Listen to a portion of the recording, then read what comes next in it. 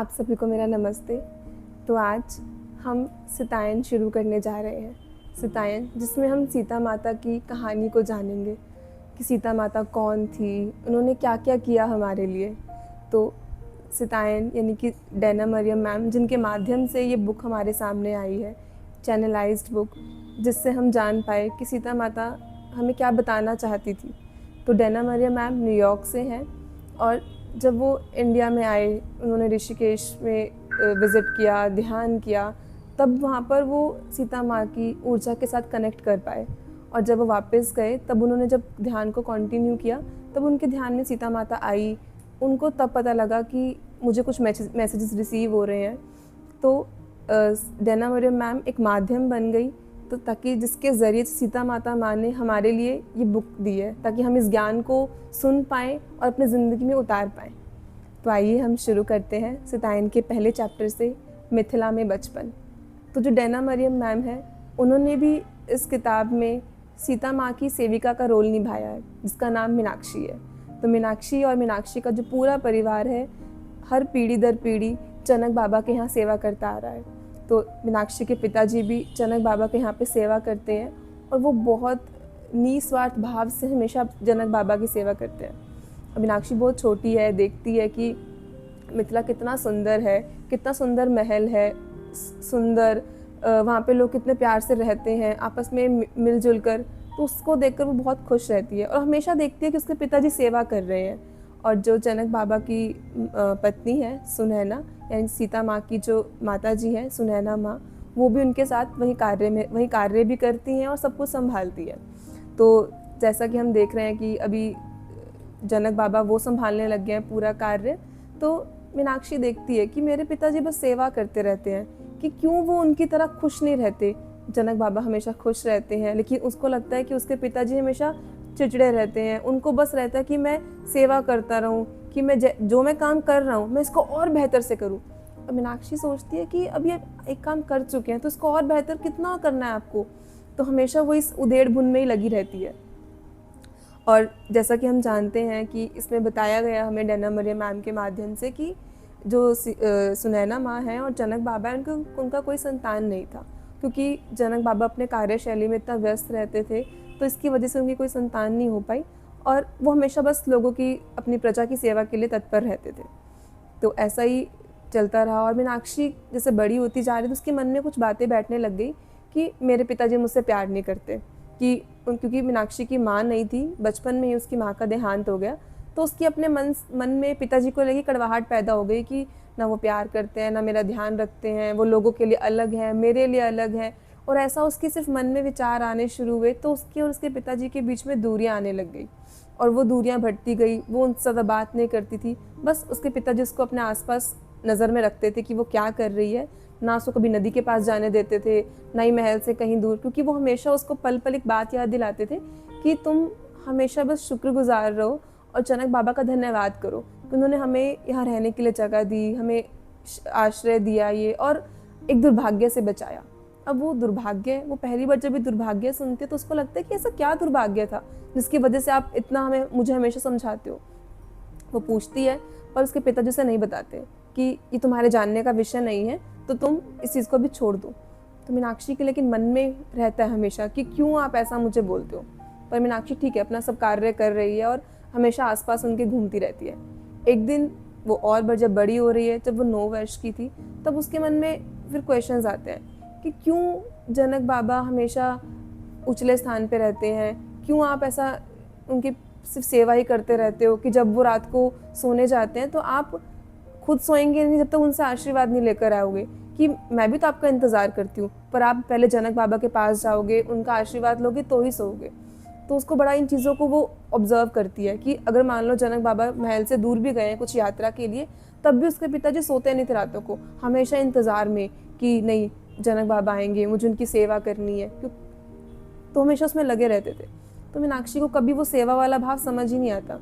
तो अपने पिताजी से पूछती है कि आप ऐसा सब करते रहते हो, तो उसके पिताजी उसे बार बार एक ही बात समझाते हैं कि हमें सेवा में रहना है, क्योंकि सेवा करते करते हम चीज़ों को सीख सकते हैं, अदरवाइज़ हम कभी भी नहीं जान पाएंगे कि वो हमारे लिए क्या क्या कर रहे हैं।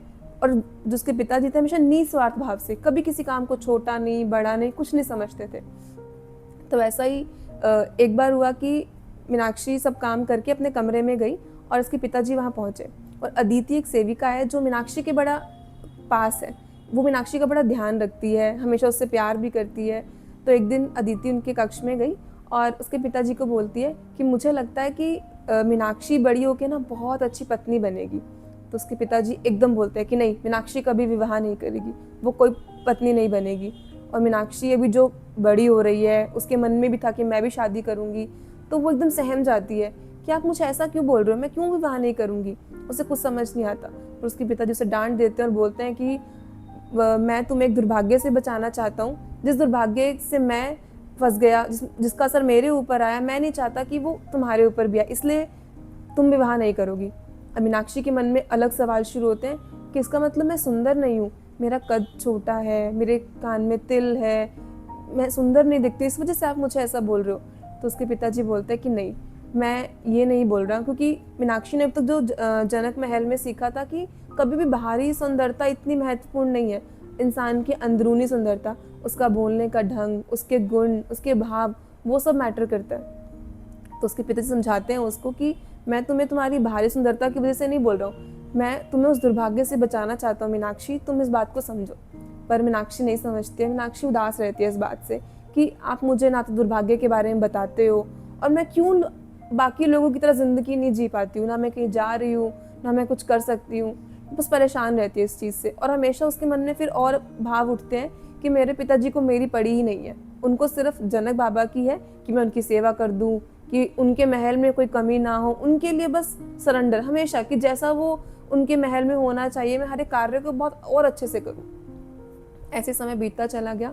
एक और बार जब मीनाक्षी 12 वर्ष की हुई, तब एक और बार एक ऐसा कुछ हुआ जिससे मीनाक्षी को और जानने का मौका मिला, और जो उसके पिताजी के बीच में उसकी वार्तालाप थी बड़ी संकट में आई। तो जब मीनाक्षी 12 वर्ष की थी, एक दिन वो महल में खड़ी है और वो अपने पिताजी को देख रही है, वो सब कार्य कर रहे हैं, और कार्य करते करते वो देखती है कि मेरे पिताजी बाहर जाते हैं, पोछे की बाल्टी उठा के पोछा लगाना शुरू कर रहे हैं।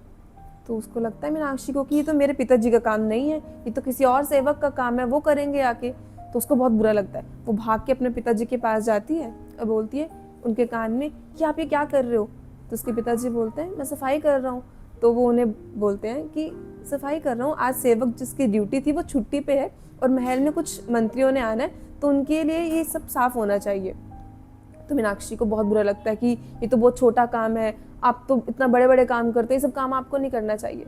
पर मीनाक्षी के पिताजी उसको डांट के उस समय कमरे में भेज देते हैं, और जैसे मीनाक्षी कमरे में आती है तो वो देखती है कि उसके पिताजी बड़े गुस्से में आए हैं, और जैसे वो आके उसको बोलते हैं कि मीनाक्षी कोई भी काम छोटा बड़ा नहीं होता, ये महल है और महल में हम सिर्फ सेवा कर रहे हैं। आपको क्या लगता है कि जनक बाबा हमारी सेवा नहीं करते? जनक बाबा खुद को एक सेवक मानते हैं इस पूरी प्रजा का, वो भी तो खेत खलियान में जाके लोगों को खुद बैठकर खल जोतना या शिक्षा देते हैं ताकि सब लोग आगे बढ़ सके। तो मीनाक्षी लेकिन कुछ नहीं समझते, मीनाक्षी उनको बोलती रहती है कि आप मुझसे प्यार नहीं करते हो, कि आपको मेरी पड़ी ही नहीं है, कि आप वो सब काम क्यों कर रहे हो, हमेशा आपको सिर्फ सेवा में रहना है। तो वो उसे फिर समझाते हैं कि मीनाक्षी सेवा से ही हम असली संतोष को पा सकते हैं जीवन में। हम कुछ मर्जी कर लें, अगर हमें सेटिस्फेक्शन ही नहीं है किसी काम से तो हम कभी खुश नहीं हो पाएंगे। तो वो उसे वही बातें समझाना चाहते थे कि जब हम सेवा करते हैं तो हमें संतोष आता है, सहन शक्ति हमारी बढ़ती है, हम उस प्यार को भी सीख पाते हैं जो हमें मिल भी रहा है। लेकिन मीनाक्षी नहीं समझती, मीनाक्षी बोलती है कि आपको वो काम नहीं करना चाहिए। तो उसके पिताजी बोलते हैं अच्छा, तुम्हें लगता है कि मुझे वो काम नहीं करना चाहिए, तो मेरे पास एक और सेवक भी है, वो शायद इसके लिए बिल्कुल परफेक्ट है। अब मीनाक्षी सोचती है मन ही मन कि शायद वो सेवक मैं ही तो नहीं हूँ, कि मेरे को मुझे ही बोलेंगे करने के लिए। पर अब उस समय नहीं बोलते हैं उसे, और उस रात्रि वो आराम से सो जाती है। जब अगला दिन आता है तो उसके पिताजी देखते हैं कि जो सेवक जिसकी ड्यूटी थी पोछा फर्श साफ करने की, वो परमानेंट छुट्टी पे चला गया। तो अभी मीनाक्षी के पिताजी क्या करते हैं, मीनाक्षी को बुलाते हैं कि मीनाक्षी इधर आओ, और तुम मुझे बोल रही थी ना कि मुझे वो काम नहीं करना चाहिए क्योंकि वो काम तो बहुत नीचा है, मुझे तो दूसरे काम करने हैं। तो जो जिस सेवक की ड्यूटी थी ना वो परमानेंट छुट्टी पे चला गया, और मुझे लगता है कि मेरे पास अब एक और सेवक तैयार है जो इस काम को बहुत अच्छे से कर सकता है। अब मीनाक्षी समझ गई कि अब मेरी बारी आ चुकी है। तो उसके पिताजी बोलते हैं कि मीनाक्षी ये काम आपको करना है। तो वो उस टाइम बहुत गुस्से में, लेकिन वो ना नहीं कह पाती, वो अपनी हाँ भर देती है, लेकिन उसके मन में सब कुछ चल रहा है कि मैं ये काम क्यों करूँ, आप मुझे दंड दे रहे हो, इसका मतलब कि मैंने आपसे कुछ बात कर दी, अपनी बात रख दी। तो अगले दिन से मीनाक्षी उसी पल से उस काम में लग जाती है। पर मीनाक्षी की बिल्कुल इच्छा नहीं है वो काम करने की। वो उसके मन में अपने पिता के प्रति और नफरत भर गई है कि वो मुझे दंड देते हैं, मुझसे प्यार नहीं करते। वो सब बातें और पक्की होती जा रही, जबकि ऐसा था नहीं। पर मीनाक्षी एक बच्चे की दृष्टि से सब कुछ वैसा ही समझ रही है। तो जैसे वो पोछा लगाना शुरू करती है, तो उस पोछे के पानी में और मीनाक्षी के आंसू में फ़र्क ही नहीं नज़र नहीं आता, क्योंकि मीनाक्षी रोते रोते वो सारा काम कर रही है। और ऐसा करते करते मीनाक्षी 2 साल निकाल देती है, यानी कि 2 साल तक वो इसी काम में लगी हुई, इस काम को करे जा रही है। इच्छा से नहीं, सेवा के भाव से नहीं, सिर्फ इसलिए कि शायद मेरे पिताजी मुझे दंड दे रहे हैं, कि मैंने उस दिन उनको इस बात के लिए बोल दिया कि आप छोटे काम कर रहे हो, हम क्यों इतनी सेवा कर रहे हैं। मीनाक्षी नहीं समझ पाती है।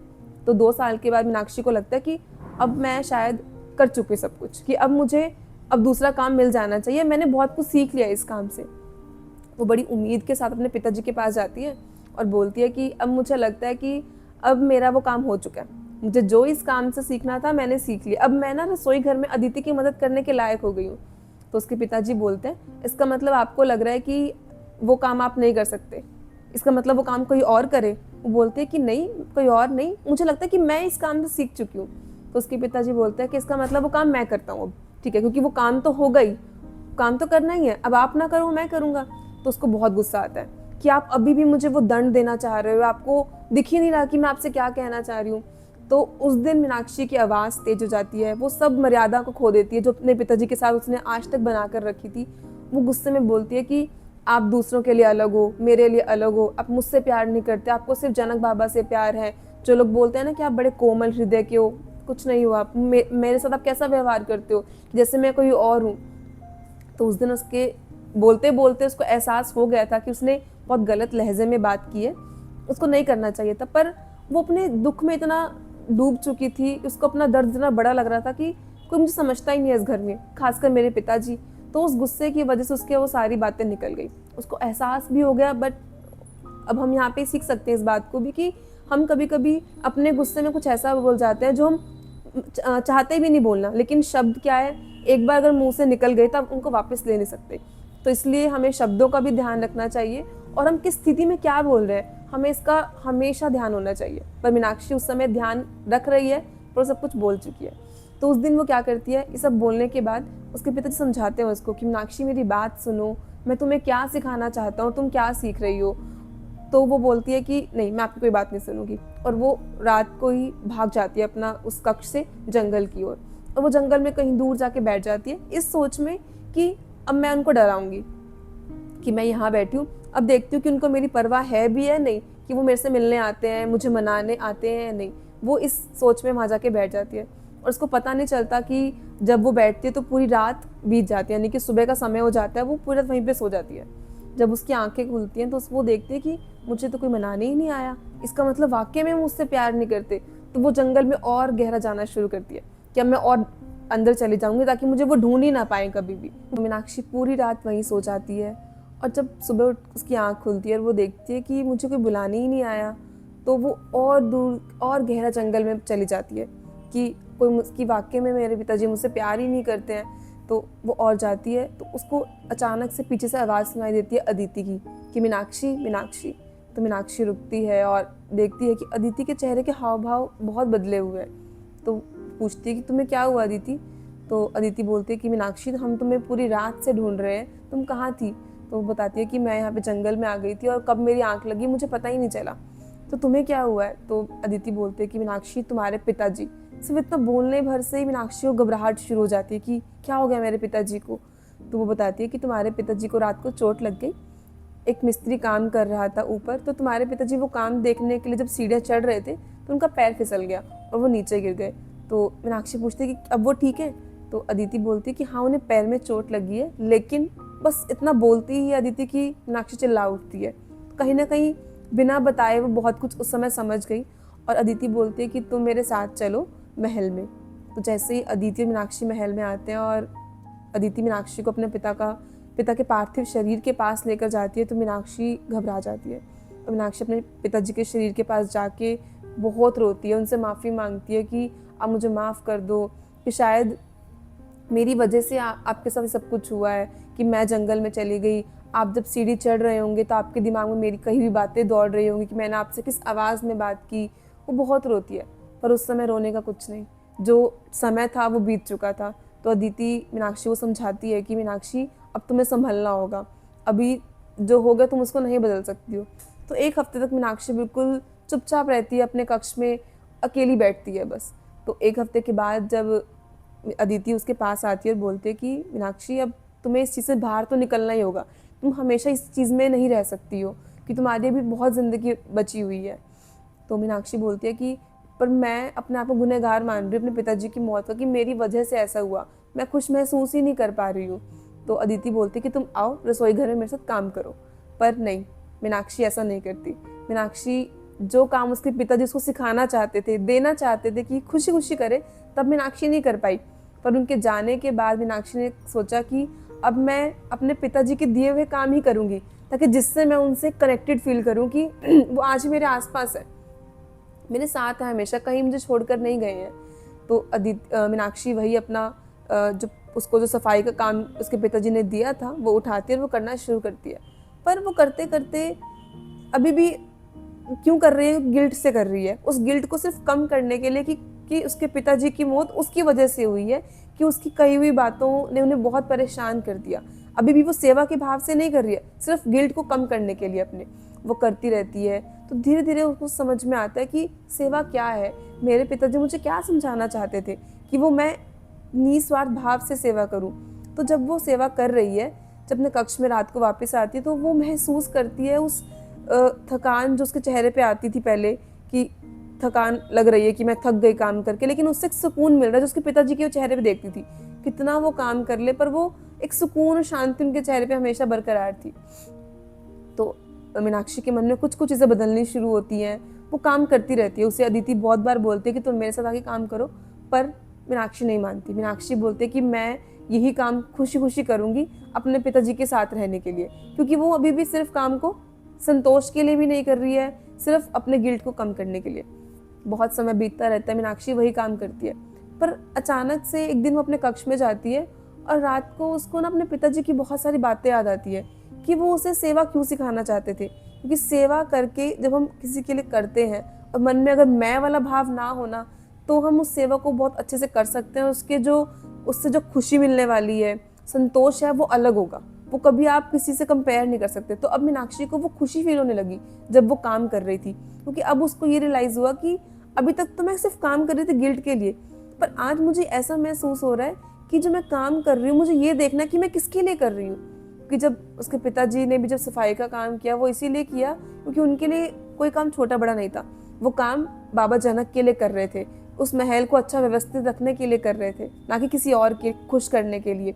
तो मीनाक्षी की बात समझ में आती है उस दिन कि मुझे ये देखना है कि मैं किसके लिए काम कर रही हूँ। तो जब मैं ये सोचूंगी कि मैं अपने भगवान के लिए, अपने परमात्मा के लिए कुछ सेवा दे रही हूँ, तो कभी मेरे मन में ये भाव नहीं आएंगे कि ये काम छोटा या ये काम बड़ा है। मैं हर काम को उतनी ही शिद्दत से, उतने ही निस्वार्थ भाव से कर पाऊंगी। तो कुछ दिनों में मीनाक्षी के मन में परिवर्तन आने लगे और वो बहुत खुश और हल्का महसूस करने लगी। और उसने फिर मन ही मन बोला कि ओ पिताजी, आप मुझे ये बात समझाना चाहते थे कि सेवा क्या है, कि सेवा में कैसे खुशी मिलती है। लेकिन तब मीनाक्षी को रियलाइज़ होता है कि मैंने ये बात समझने में बहुत देरी कर दी, कि ये बात समझाने के लिए आपको अपना शरीर ही त्यागना पड़ा, कि मैंने इतना समय लगाया इन सब बातों को समझने में। पर अब मीनाक्षी खुश थी, धीरे धीरे आगे बढ़ रही थी। जैसे वो अपना कार्यभार संभाल रही है, आगे अपने कार्य करती जा रही है, तो उसको लगा कि हाँ, अब मैंने बहुत कुछ सीख लिया, अब मैं इसी काम में हमेशा खुश रहूँगी, कि मैं अब सारे कार्य को समझ चुकी कि मुझे किस भाव से काम को करना है। क्योंकि सेवा का सही मतलब है आपके भाव शुद्ध होने चाहिए, आप निस्वार्थ भाव से कर रहे हो, आपका अपना कुछ नहीं है उसके अंदर, सिर्फ मैं खत्म है आपके अंदर से उस समय के लिए। तो अब जो मीनाक्षी है बहुत रिलैक्स फील करती है। अब उसको लगता है कि वो बड़ी हो रही है तो वो अपने डिसीजंस भी खुद ले सकती है। तो आज से पहले उसके पिताजी ने कभी उसको नदी में भी जाने नहीं दिया, क्योंकि उसको जो दुर्भाग्य का डर था जो पिताजी ने दिया था कि अगर तुम नदी में जाओगी, तुम महल से बाहर जाओगी, तुम विवाह करोगी तो कुछ हो जाएगा। पर एक दिन क्या हुआ, महल में कुछ औरतें नदी की तरफ जा रही थी और उन्होंने मीनाक्षी से पूछा कि मीनाक्षी, तुम भी हमारे साथ चलोगी? तो मीनाक्षी एक पल के रुक जाती है और सोचती है कि क्या मुझे जाना चाहिए या नहीं जाना चाहिए। पर मीनाक्षी हाँ भरती है कि अब मैं अपनी ज़िंदगी रोकूंगी नहीं, अब मैं उसको जीऊँगी। जो सीखना था मैं सीख रही हूँ, लेकिन मैं अपने आप को बांधूंगी नहीं किसी चीज़ से, क्योंकि अब मैं भी बड़ी हो रही हूँ, मैं अपने डिसीजन ले सकती हूँ। तो मीनाक्षी जाती है नदी में, और वो उसने आज तक कभी नदी में पाँव नहीं रखा था। तो जैसे अपना पहला पाँव रखती है तो वो उस चीज़ को बहुत अच्छे से महसूस करती है, और एक एक कदम वो आगे बढ़ा रही है। जो वहाँ पे औरतें उसके साथ आई थी महल की कुछ, वो अपना कार्य कर चुकी हैं, अपना सारा काम हो गया उनका, और बोलते हैं कि मीनाक्षी चलो हमारे साथ। पर मीनाक्षी बोलती है कोई बात नहीं, आप चलिए, मैं आती हूँ। तो तभी मीनाक्षी का जो दुपट्टा है वो पानी में गिर जाता है नदी में, और वो थोड़ा आगे बह जाता है। मीनाक्षी पकड़ने के लिए जाती है और मीनाक्षी का पैर फिसल जाता है, और उसकी वजह से वो देखती है कि मैं बहुत आगे आ चुकी हूँ, उसको तैरना भी नहीं आता, उसको वो पानी में डूबने लगती है। और उस समय के लिए उसको लगता है कि अब मैं नहीं बचूंगी। उसने पानी से बचने की बहुत कोशिश की, अपना पूरा जोर लगाया, पर एक टाइम पे उसने छोड़ दिया, सरेंडर कर दिया कि अब मैंने अपने आप को नदी के हवाले कर दिया, जो होगा मैं स्वीकार करती हूँ। तो तुरंत ही ये सिर्फ भाव उसके मन में आया था। अचानक उसने अपने आप को नदी के किनारे पाया, और ऐसा लगा किसी ने उसको खींच के नदी के किनारे बुला लिया हो। जैसे उसने अपनी आंखें खोली तो वो देखती है जनक बाबा को अपने सामने। आज से पहले उसने जनक बाबा को इतनी पास से कभी देखा नहीं था, उनके प्यार को ऐसा महसूस नहीं किया था। उस समय उसको अपने पिताजी की भी याद आई, कितना वो उन्हें सम्मान करते थे, क्यों करते थे, उसको बातें समझ में आने लगी। और उन्होंने बहुत शुक्रिया किया कि आपने मुझे बचाया। और जो उसके बाद जो मीनाक्षी की जो ज़िंदगी है वो आगे बढ़ने लगी, और क्या होता है वो हम नेक्स्ट चैप्टर में जानेंगे। तो thank you so much for listening, and like us, subscribe our channel, and follow us. Thank you.